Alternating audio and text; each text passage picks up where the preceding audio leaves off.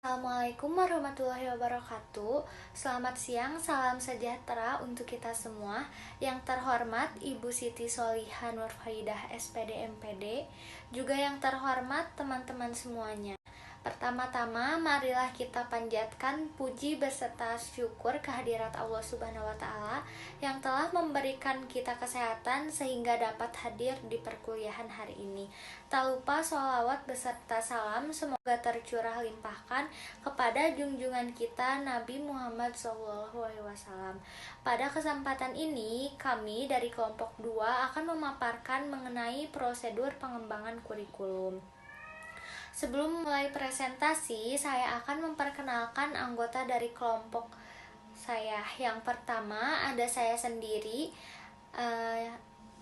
Anissa Firdaus dan NP 20, 50, 60, 130. Selanjutnya ada Arif Abdul Majid dan NPM 20, 50, 60, 132. Kemudian ada Fiona Nur Adilah dan NPM 20, 50, 60, 156. Dan yang terakhir ada Yolanda Dwi dan NPM 20, 50, 60, 155. Kemudian selanjutnya saya akan memaparkan mengenai pengertian pengembangan kurikulum. Menurut Undang-Undang Nomor 20 Tahun 2003 Bab 1 Pasal 1 Ayat 19, kurikulum adalah seperangkat rencana dan pengaturan mengenai tujuan, isi, dan bahan pelajaran, serta cara yang digunakan sebagai pedoman penyelenggaraan kegiatan pembelajaran untuk mencapai tujuan pendidikan tertentu. Jadi, pengembangan kurikulum adalah dasar pendirian dalam mengembangkan isi dan bahan pelajaran pada penyelenggaraan kegiatan pendidikan tertentu. Selanjutnya, saya akan memaparkan mengenai faktor-faktor yang mempengaruhi kurikulum pengembangan. 1. Perguruan tinggi. Kurikulum minimal mendapat 2 pengaruh dari perguruan tinggi. Pertama, dari pengembangan ilmu pengetahuan dan teknologi yang dikembangkan di perguruan tinggi umum. Kedua, dari pengembangan ilmu pendidikan dan keguruan serta penyiapan guru-guru di perguruan tinggi keguruan. Kedua, masyarakat. Isi kurikulum hendaknya mencerminkan kondisi dan dapat memenuhi tuntutan dan kebutuhan masyarakat di sekitarnya. Assalamualaikum warahmatullahi wabarakatuh. Perkenalkan, nama saya Fiona Nur Adilah, NPM 20506056. Di sini saya akan menjelaskan tentang sistem nilai. Sistem nilai yang akan dipelihara dan diteruskan tersebut harus terintegrasi dalam kurikulum. Ada beberapa hal yang perlu diperhatikan guru dalam mengajarkan nilai. A. Guru hendaknya mengetahui dan memperhatikan semua nilai yang ada di dalam masyarakat. B. Guru hendaknya berpegang pada prinsip demokrasi, etis, dan moral. Yang C. Guru berusaha menjadikan dirinya sebagai teladan yang patut ditiru. D. Guru menghargai nilai-nilai kelompok lain. E. Memahami dan menerima kebudayaan sendiri. Selanjutnya tentang prinsip-prinsip umum pengembangan kurikulum. Yang pertama, prinsip relevansi. Prinsip relevansi adalah dalam pengembangan kurikulum harus memperhatikan keadaan, lingkungan, tempat di mana diterapkannya kurikulum, serta kesesuaian antara bagian-bagian kurikulum. Yang kedua, prinsip efisiensi. Prinsip efisiensi adalah dalam pengembangan kurikulum, seorang pengembang kurikulum harus membuat kurikulum itu bisa digunakan di semua kalangan, tetapi kurikulum tersebut tetap layak digunakan. Yang ketiga, prinsip keefektifan. Prinsip ini dapat ditinjau dari 2 dimensi, yaitu proses dan produk. Dimensi proses mengacu pada keefektifan proses pembelajaran sebagai real kurikulum, atau keefektifan guru mengajar dan keefektifan peserta didik belajar. Sedangkan dimensi produk mengacu pada hasil yang ingin dicapai. Yang keempat, prinsip fleksibilitas. Kurikulum harus dikembangkan secara lentur atau tidak kaku, baik dalam dimensi proses maupun dimensi hasil yang diharapkan. Dalam dimensi proses, guru harus fleksibel mengembangkan program pembelajaran, terutama penggunaan strategi, pendekatan, metode, media pembelajaran, sumber pembelajaran, dan teknik penilaian. Yang kelima, prinsip integritas. Prinsip integritas adalah para pengembang kurikulum harus memperhatikan dan mengusahakan agar pendidikan dapat menghasilkan pribadi-pribadi yang unggul dan manusia seutuhnya. Keenam, prinsip kontinuitas. Prinsip ini dalam pengembangan kurikulum perlu dijaga saling keterkaitan antara materi pelajaran dan jenjang atau program pendidikan. Assalamualaikum warahmatullahi wabarakatuh. Sebelumnya perkenalkan, saya Yolanda Dwi Ferawina dengan NPM 205060155. Di sini saya akan menjelaskan materi yang sebelumnya telah disampaikan oleh saudari Fiona, yaitu tentang prinsip-prinsip umum pengembangan kurikulum. Jadi prinsip-prinsip umum pengembangan kurikulum pada poin ke-7 yaitu ada prinsip sinkronisasi, yang dimana kurikulum itu seharusnya dikembangkan dengan mengusahakan agar semua kegiatan seperti kurikuler, ekstrakurikuler, dan kokurikuler, serta pengalaman belajar lainnya dapat berjalan dengan serasi, selaras, seimbang, searah, dan setujuan. Pada poin 8, yaitu prinsip objektivitas, yang dimana maksudnya pengembangan kurikulum itu harus memperhatikan kebenaran ilmiah atau abstrak yang tidak dipengaruhi oleh hal-hal yang lain. Pada poin ke-9, yaitu prinsip demokrasi.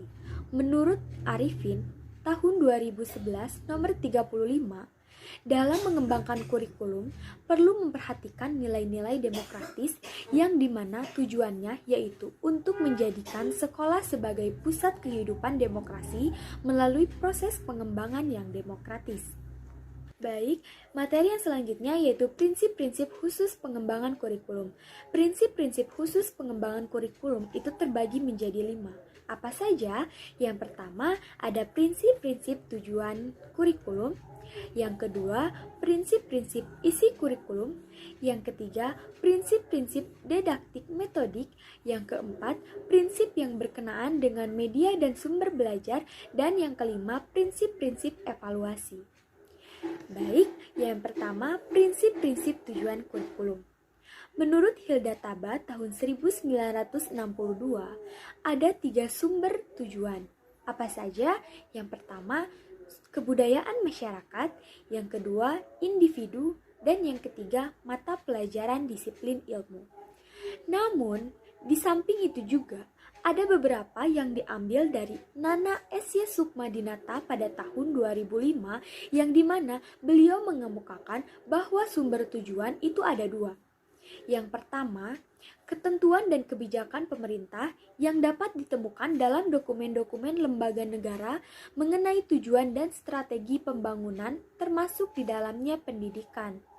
Yang kedua, survei mengenai kebutuhan-kebutuhan murid dengan menggunakan angket, wawancara, maupun observasi.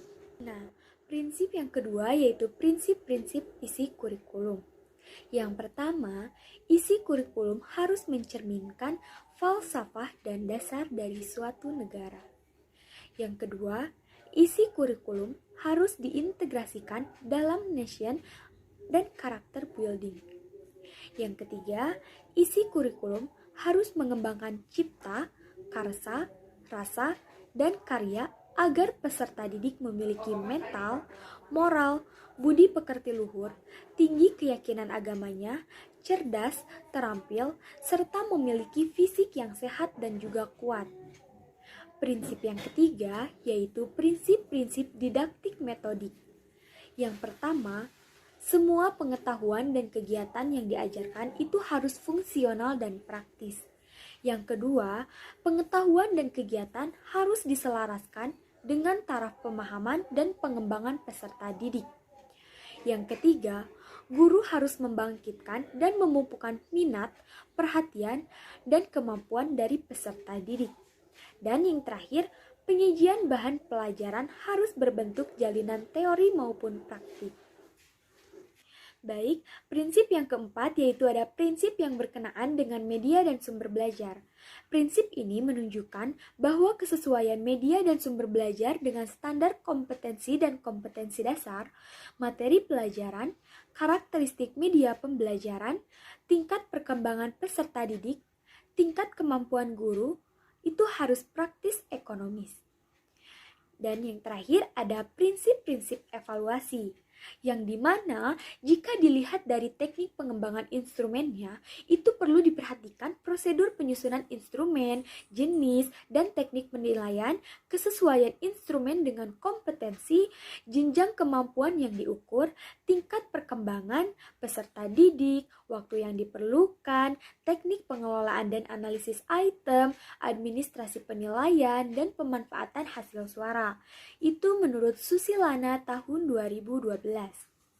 Nah, materi yang selanjutnya yaitu langkah-langkah pengembangan kurikulum, yang dimana terdiri dari 4 langkah, yang dimana yang pertama ada pengembangan kurikulum pada tingkat makro atau nasional, yang kedua pengembangan kurikulum pada tingkat institusi atau sekolah, yang ketiga yaitu pengembangan kurikulum pada tingkat mata pelajaran atau bidang studi, dan yang keempat ada pengembangan kurikulum pada tingkat pembelajaran di kelas. Yang pertama, saya akan menjelaskan tentang pengembangan kurikulum pada tingkat makro atau nasional. Pengembangan kurikulum dibahas di dalam ruang lingkup nasional yang dimana meliputi tripusat pendidikan, yaitu pendidikan formal, pendidikan informal, dan pendidikan normal, itu baik secara vertikal maupun horizontal dalam rangka pencapaian tujuan pendidikan nasional. Yang kedua, pengembangan kurikulum pada tingkat institusi atau sekolah, yang dimana pengembangan kurikulum pada institusi atau lembaga itu mencakup 3 kegiatan pokok. Apa saja? Yaitu merumuskan tujuan sekolah atau standar kompetensi lulusan masing-masing lembaga, penetapan isi dan struktur program, dan penyusunan strategi pelaksanaan kurikulum secara keseluruhan. Yang ketiga, pengembangan kurikulum pada tingkat mata pelajaran atau bidang studi. Pengembangan kurikulum pada tingkat bidang studi ini dilakukan dalam bentuk menyusun atau mengembangkan silabus bidang studi mata pelajaran untuk setiap semester. Yang keempat, pengembangan kurikulum pada tingkat pembelajaran di kelas. Untuk mengembangkan kurikulum pada tingkat pembelajaran di kelas, maka guru perlu menyusun program pembelajaran seperti paket modul, paket belajar, paket berprogram, dan rencana pelaksanaan pembelajaran atau RPP. Cukup sekian pemaparan dari kelompok kami, kurang dan lebihnya mohon dimaafkan. Jika ada yang ingin bertanya dipersilahkan. Wassalamualaikum warahmatullahi wabarakatuh.